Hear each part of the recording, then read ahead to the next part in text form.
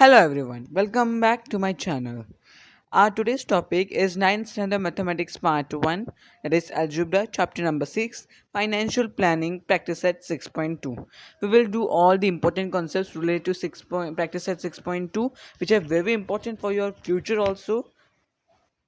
So watch this video till the end because we are going to do many important concepts and also we are going to solve Practice at 6.2. So let's start with our today's topic. If you're new on my channel, then please subscribe my channel and also press the bell icon button so that you get the first notification when we upload a video. Now let's start.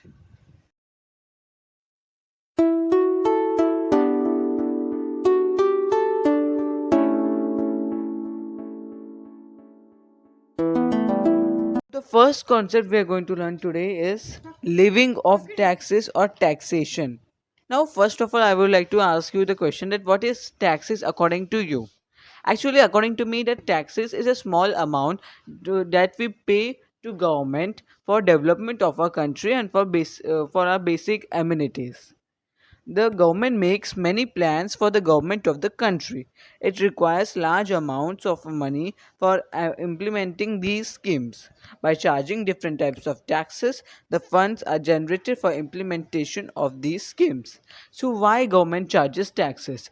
Because for the development of our country, government makes many plans for for the development of our country, but it requires huge investments. For that, the government needs funds which they take as the form of taxes. So indirectly we are paying for our own basic amenities, our own basic facilities. Now let's see the utility of taxes, that is uses of taxes. Taxes are used for what?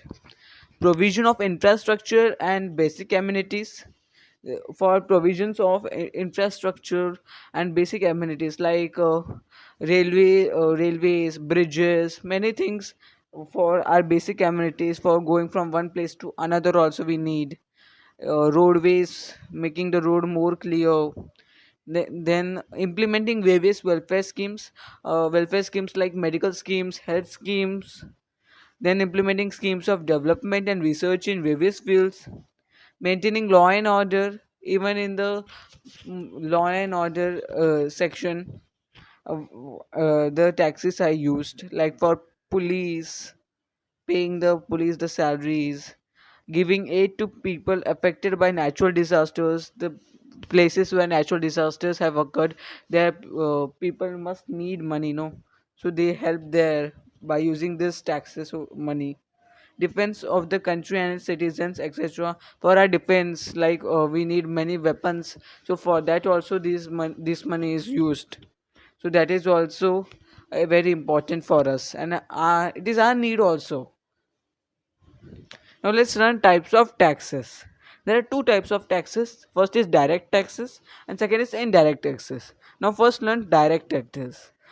Taxes which are paid directly by the taxpayer are called direct taxes. जो हम लोग जो tax payer है, हम लोग वो directly pay कर रहे हैं, हमें पता है कि हम टैक्स पे कर रहे हैं, हम डायरेक्टली पे करते हैं, उन्हें हम बोलते हैं डायरेक्ट टैक्सेस. एग्जाम्पल है income tax, wealth tax, professional tax, etcetera. Indirect taxes में क्या होता है? Taxes which are not paid directly by the tax payer are called indirect taxes. मतलब हमें पता नहीं कि हम टैक्स पे कर रहे हैं, लेकिन उसमें इंक्लूड हो जा रहा है और टैक्स पे हो जा रहा है, इंक्लूडिंग ऑल द टैक्सेस. वो हम लोग पे कर रहे कोई अमाउंट, कोई बिल, लेकिन उसमें भी टैक्सेस इंक्लूड हो जाता है, तो हम इनडायरेक्टली टैक्सेस भी पे कर रहे हैं. तो that is called indirect taxes. Example central sales tax, value added tax, service tax, excise tax, then customs duty, then etc. The types of taxes listed above are in accordance with the existing tax structure. Now let's learn about income tax, which is a very known type of, where it is very much known by everyone knows about income tax. Now let's learn about it.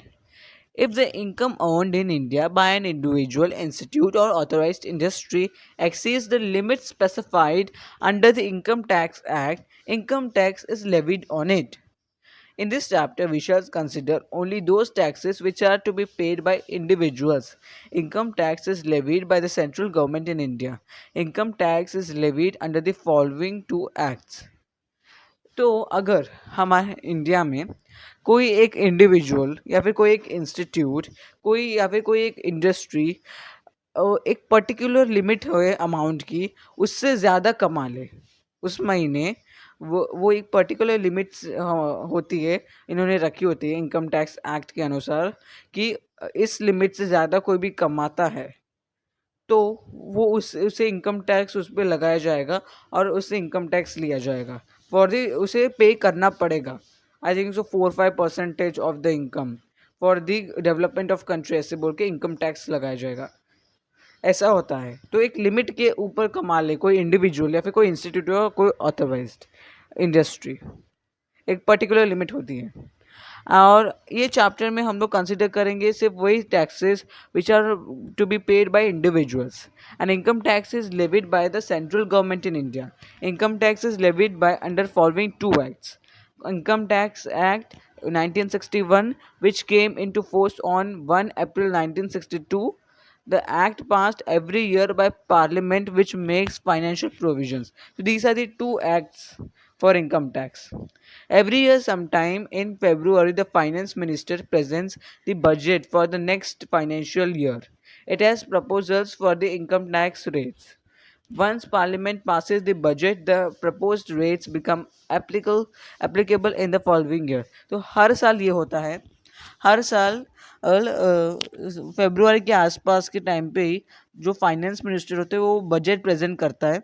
हमारा आपको पता ही होगा, budget मतलब state budget होता है, national budget कि पूरे country में कितना हमने खर्चा किया, कितना अर्निंग हो, वो सब उसमें आता है for the next financial year. And it has proposals for the income tax rates. उसी बजट में इनकम टैक्स रेट्स का भी प्रपोजल्स रखे जाते हैं। Once parliament passes the budget, वो पास किया जाता है तो फिर जो प्रपोज रेट्स होते हैं इनकम टैक्स के लिए वो एप्लीकेबल हो जाते हैं आगे के साल के लिए, मतलब इन द फॉलोइंग ईयर, मतलब वही साल में, इसलिए वो फरवरी में होता है। Income tax rates are fixed every year in the budget. Some income tax related terms. Now let's learn some terms related to income tax. First is an assessee. Any person liable to pay income tax according to the income tax rules is termed an assessee. कोई भी इंसान जो कि applicable है for paying income tax according to the income tax act or rules which is termed as assessee, उसे हम assessee बोलते हैं। फिर financial year, the period of 1 year during which the taxable income has been earned is called the financial year.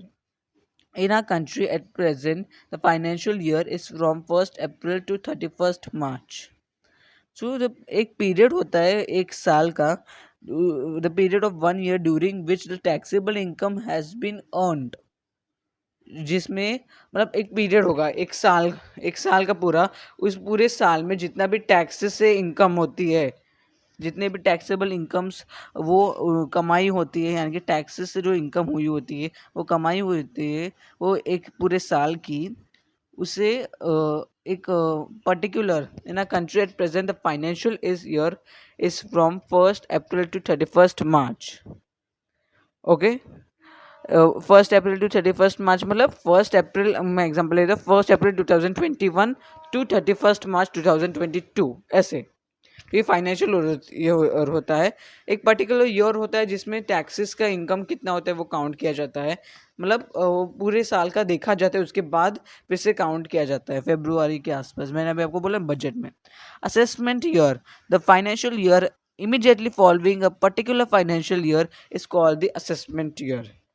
The tax payable for the previous financial year is calculated during the current year, that is the assessment year. तो एक financial year जो उसके बाद तुरंत ही दूसरा financial start हो जाना, उसे बोलते हैं हम लोग assessment year.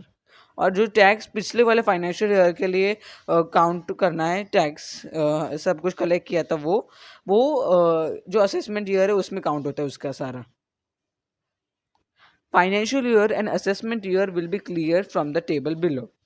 Financial year 2016-17, that is 1 April 2016 to 31st March 2017, ये था फाइनेंशियल ईयर। और असेसमेंट ईयर 2017-18 उसके आगे वाला। फिर 2017-18 फाइनेंशियल ईयर स्टार्ट हो जाता है वहाँ से, असेसमेंट ईयर के आगे से 1 अप्रैल 2017 टू 31 मार्च 2018। अब उसके बाद assessment year 2018-19। Okay, are you understanding मैं क्या बोल रहा हूँ? I hope that you understand.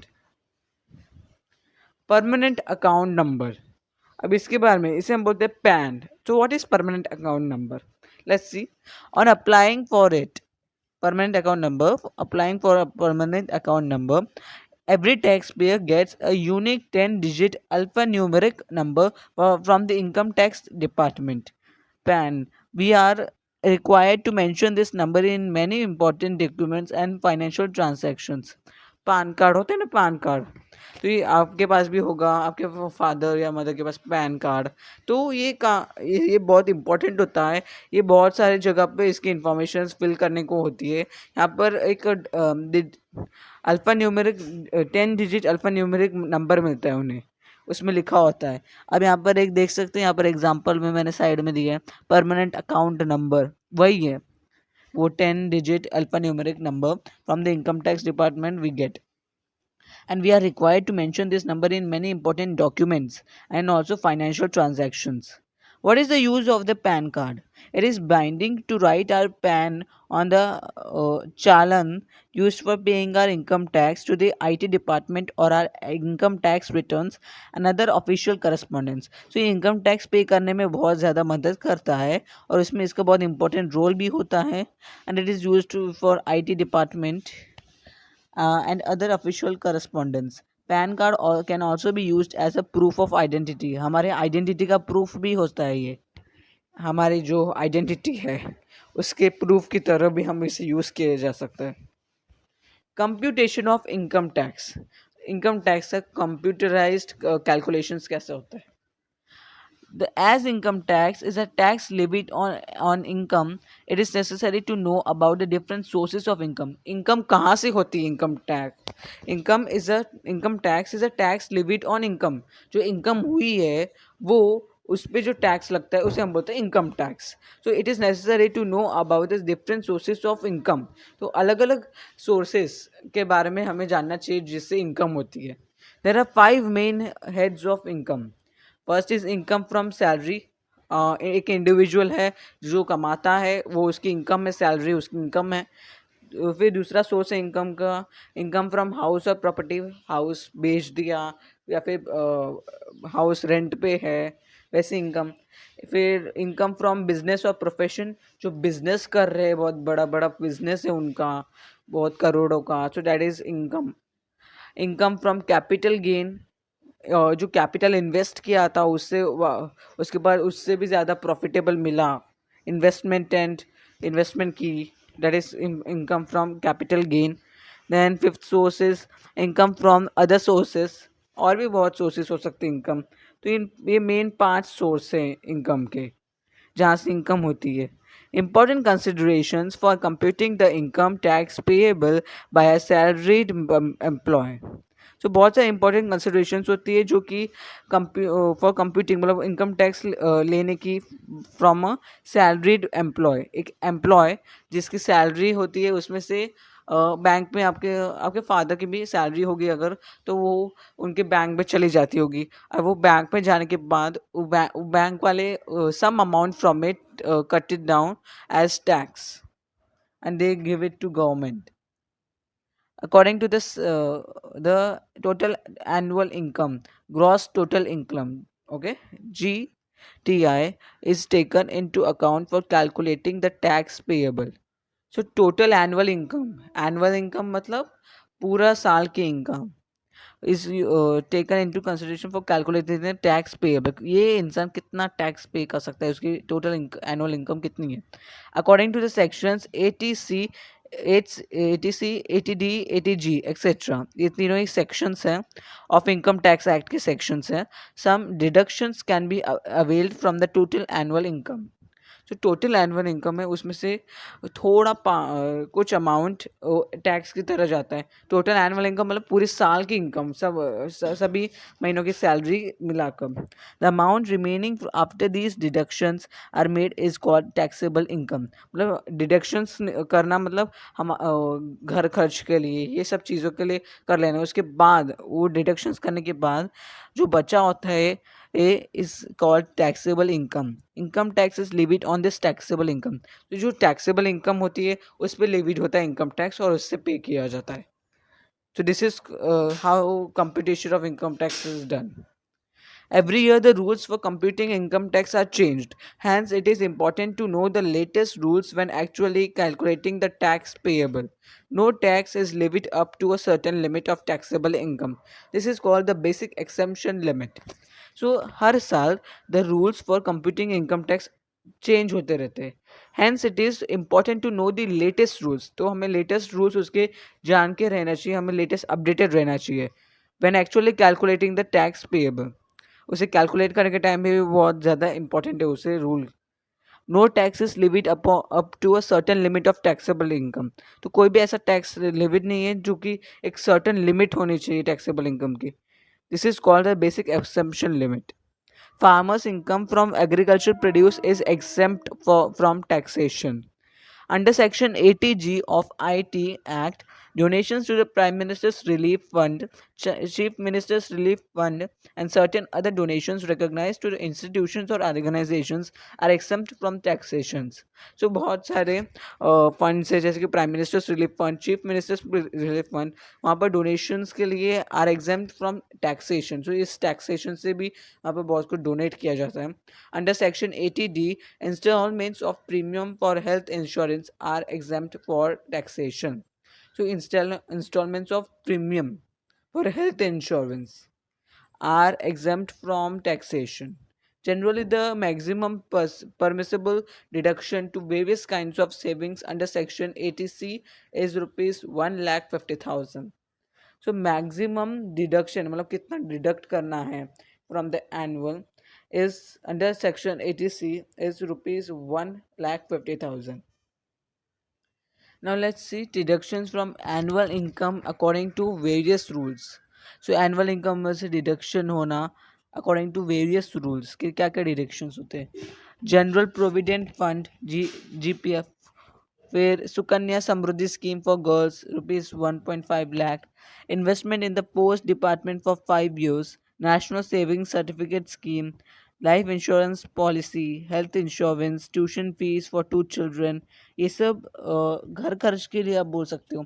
Public department, housing loan, mutual fund. तो ये सब वो लोग ऐसे अंदाज़ा लगा लेते कि इसकी इतनी इनकम है तो इसके हिसाब से क्या इतना खर्चा तो उसका होना ही चाहिए घर के लिए, इतना उतना इस इनकम में से निकल जाएगा. तो बाकी जो बचा है उसमें से उसे इनकम टैक्स या फिर पेएबल टैक्स भरना होता है.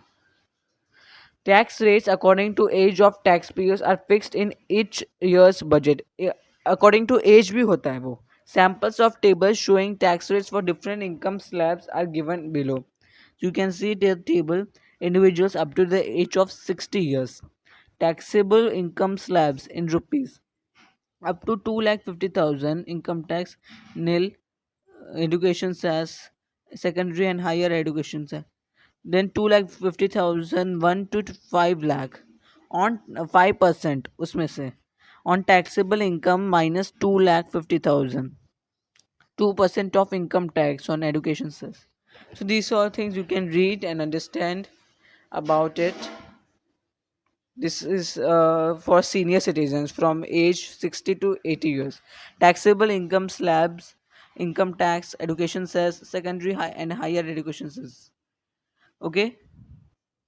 And this is for super senior citizens which are above 80 years. These are three tables according to the ages. Now we have learned all these concepts. Now let's start with our practice at 6.2 concept. Now let's start with practice at 6.2. Question number 1 is observe the table given below. Check and decide whether the individuals have to pay income tax. हमें decide करना है कि individuals have to pay income tax or not. Okay? अभी हमने इतना कुछ समझा, उसके हिसाब से चलिए ये सॉल्व करते हैं.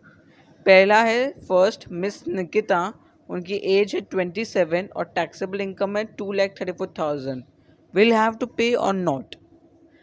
तो इसका सोल्यूशन मैंने यहाँ पर दिया है कि miss Nikita's age is 27 years and they are less than 60 years है उसकी एज, और मिस निकिता की इनकम है 2,34,000। Miss Nikita's income is below the basic exemption limit of ₹2,50,000। तो उनकी बेसिक एक्सम्पशन में उनकी इनकम बहुत एक एग्जाम्पशन बेसिक लिमिट क्या है 2,50,000, लेकिन उनकी क्या है 2,34,000, तो उससे कम है। तो उन्हें इनकम टैक्स पे नहीं करना पड़ेगा क्योंकि उनके कम है उस जितना हमने सोचा है, मतलब जितना रूल्स के हिसाब से 2,50,000 एटलीस्ट मिनिमम होना चाहिए, उससे भी कम है, इसलिए उन्हें इनकम टैक्स नहीं पे करना पड़ेगा। सिंपल है, आप इस तरह आइडेंटिफाई कर सकते हो, इसलिए ये बहुत सिंपल क्वेश्चन है। सेकेंड इज मिस्टर कुलकर्णी, उनकी एज है 36 एंड टैक्सेबल इनकम है 3,27,000। अब आपको दिमाग में आ ही जाता है कैसे उन्हें पे करना है कि नहीं पे करना, उनकी इनकम उससे ज़्यादा है 2,50,000 से, तो सिंपली हमें समझ में आ जाता है कि उनके पे करना पड़ेगा। So mister Kulkarni's age is 36 years which is less than 60 years. Mr. Kulkarni's income is rupees 3,27,000 and Mr. Kulkarni's income is above the basic exemption limit of rupees 2,50,000. So हमारी लिमिट क्या है 2,50,000, उससे अबव वाले मतलब उससे भी ज़्यादा वाले इनकम वालों को ही ये इनकम टैक्स पे करना पड़ता है। तो इस तरह आपको फाइंड आउट करना है, लेकिन ये है लेस देन 60 ईयर्स की उम्र वालों के लिए ये एग्जाम्पशन है limit. So Mr. Kulkarni will have to pay income tax because his income is 3,27,000, so which is about 2,50,000. I hope that you understanding.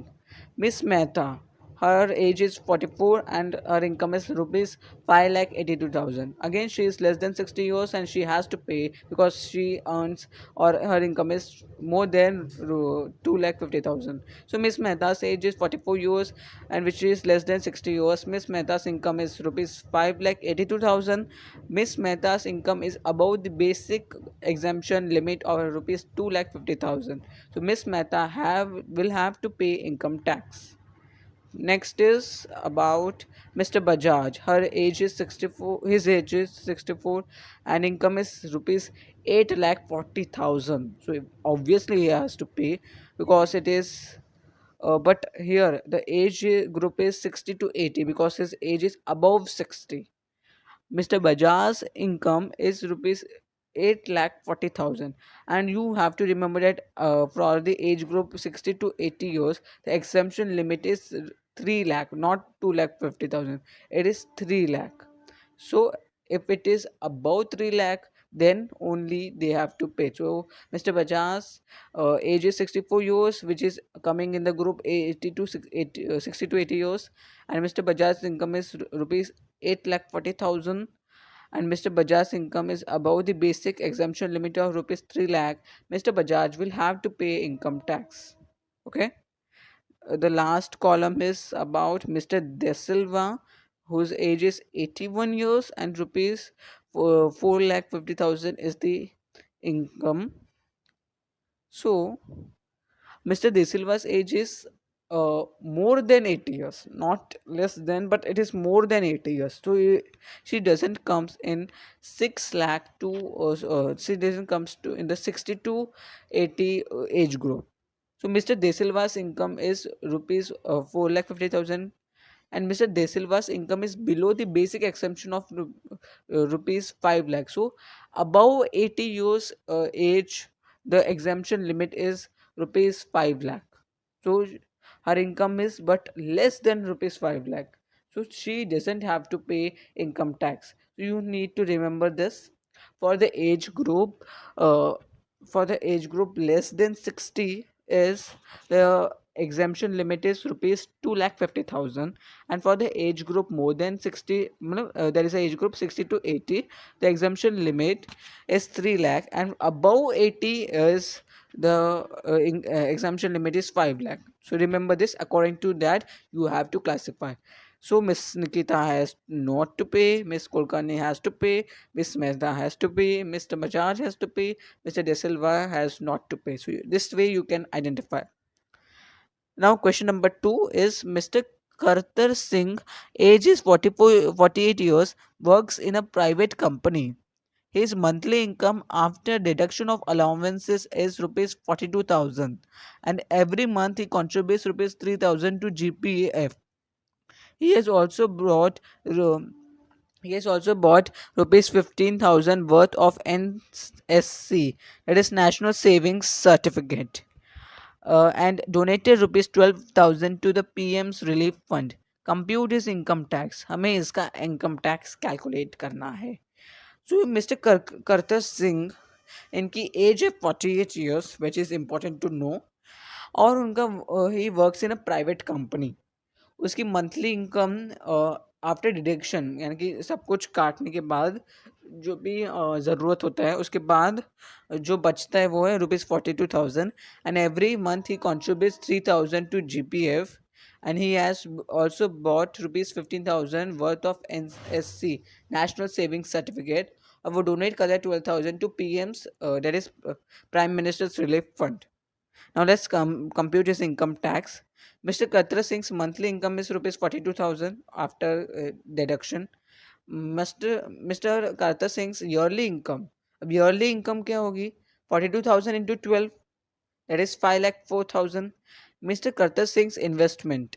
उन्होंने कितना कुछ दे दिया मतलब इन्वेस्टमेंट मीन्स कितना डोनेट किया हम बोल सकते हैं. GPF plus NSC, that is 3,000 into 12 plus 15,000. और यहाँ 3,000 into 12 मल्टीप्लाई करना पड़ेगा हमें. हम यहाँ देख सकते हो 3,000 ये है और ये 12,000 का है NCS का, तो हमने डायरेक्टली 3,000 into 12 कर सकते हैं. सो डेट इज 36,000 प्लस 15,000. ओके, आपको याद रखना है 36,000 प्लस 15,000. आपको कैसे कैलकुलेट करना है, पहले आपको इन्वेस्टमेंट को कैलकुलेट कर लेना है. 36,000 plus 15,000 is rupees 51,000. So donation to PM's relief fund is equals to rupees 12,000. अगर हम लोग यहाँ पर आपको एक क्वेश्चन आता होगा कि यहाँ पर he contributes to GPF 3,000 and for he has also bought rupees 15,000 worth of NCS. तो ये 15,000 ये है 3,000 और हमने इस 3,000 को 12 से क्यों मल्टीप्लाई किया? 15,000 से प्लस तो करना ही था क्योंकि वो NCS का और ये GPF का है. 3,000 को 12 से इसलिए मल्टीप्लाई किया ताकि हम लोग को वो ईयरली कितना देता है वो मालूम पड़े. वो सिर्फ मंथली था, हर मंथली सैलरी का. ओके, फिर ये तो इसने खरीदा था 15,000 का, तो वो उसे हमें 12 से मल्टीप्लाई नहीं करना पड़ा. सो ये इसमें थोड़ा सा स्मार्ट वर्क चाहिए आपको. आपको देखना है कि कहाँ पर आपको ईयरली करना है मंथली का. Donation to PM's relief fund उसने 12,000 डोनेट किया. फिर टैक्सेबल इनकम के लिए क्या करना है, हमें ईयरली इनकम में से माइनस करना है जो इन्वेस्टमेंट और डोनेशन को एडिशन का. तो 5,04,000 हमें कैलकुलेट करके मिली ईयरली इनकम. उससे माइनस करेंगे 51,000 इज द इन्वेस्टमेंट अभी कैलकुलेट किया, plus 12,000 that is relief fund में डोनेट किया. तो दैट इज 51,000 प्लस 12,000 63,000. इसे माइनस करेंगे तो हमें मिलेगा 4,41,000. So mister Kartar Singh income falls in the slab 2,50,000 2,50,000 1 to 5 lakhs. इस ग्रुप में उनकी इनकम फॉल जाती है. सो इनकम टैक्स उनका रेट कितना है 5%. तो 5% ऑफ टैक्सेबल इनकम यानी कि ये 2,50,000 उससे माइनस करना है. So that is 5% of taxable income minus 2,50,000 जो कि उनकी एज ग्रुप 60 से कम है. तो उनका क्या था एक्सेम्पशन लिमिट 2,50,000. अब हमें उनका इनकम टैक्स कैलकुलेट करना है तो हमें उस पर 5% डालना है. 5% क्यों डालना है? क्योंकि उस इनकी इनकम है 2,50,000 1 to 5 लाख तक की. तो इस ग्रुप में 5% उसमें जिनकी इससे ये अमाउंट से ये अमाउंट तक की है उन्हें 5% पे करना होता है. हमने वो टेबल पढ़े थे ना, तो टेबल नंबर 1 में दिया गया है इसके बारे में. So I hope that you remember this tables क्योंकि वो आपको मदद करेंगे. और इनकम टैक्स से कैलकुलेट करने के क्या करेंगे 5% है उनको एप्लीकेबल ऑफ टैक्सेबल इनकम से माइनस करेंगे पहले 2,50,000 दैट इज 4,41,000 माइनस 2,50,000. फिर जो बच्चा माइनस करने के बाद उससे हम लोग 5% निकालेंगे. उसका 5% आएगा हमें 9550। अब एडुकेशन सेस भी होता है, आपने देखा था उस टेबल में हमने एडुकेशन सेस भी मेंशन किया था। तो एडुकेशन सेस का 2% उसमें से निकालना होगा। तो 2% of income tax education cess, तो 2% ऑफ इनकम टैक्स जो ये हमें मिली है वो होगा 191। And secondary and higher education cess, वो दूसरा लास्ट कॉलम था उसमें, वो 1% आता है। तो 2,50,000 टू 5 लाख वाले इनकम वाले लोगों के लिए 5% है इनकम टैक्स, 2% है एजुकेशन सेस और 1% है secondary and higher education cess.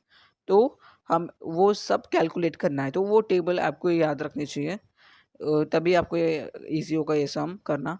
1% of income tax that is 1/100 into 9 lakh, sorry 9,550, that will be 95.50। Total income tax कितना हुआ? Income tax plus education cess plus secondary and higher education cess, इन तीनों को plus करेंगे तो हमें टोटल इनकम टैक्स मिलेगा, that we get as 9,836.50. Mr. Qatar Singh's income tax is rupees 9,836.50. With this, we complete practice set 6.2 and also we complete this chapter. ये second सम थोड़ा सा डिफिकल्ट था, लेकिन आई होप आपको समझ में आया कि कैसे क्लासीफाई करना है कि नहीं इनकम टैक्स पे करना पड़ेगा कि नहीं करना पड़ेगा। याद रखना है एज ग्रुप लेस देन 60 के लिए है एग्जाम्पशन लिमिट 2,50,000, फिर 60 to 80 ग्रुप के लिए 3 लाख, और फिर 80 के अबव वालों के लिए 5 lakh is the exemption limit. ये याद रखना है, इस तरह आप क्लासीफाई कर पाएंगे।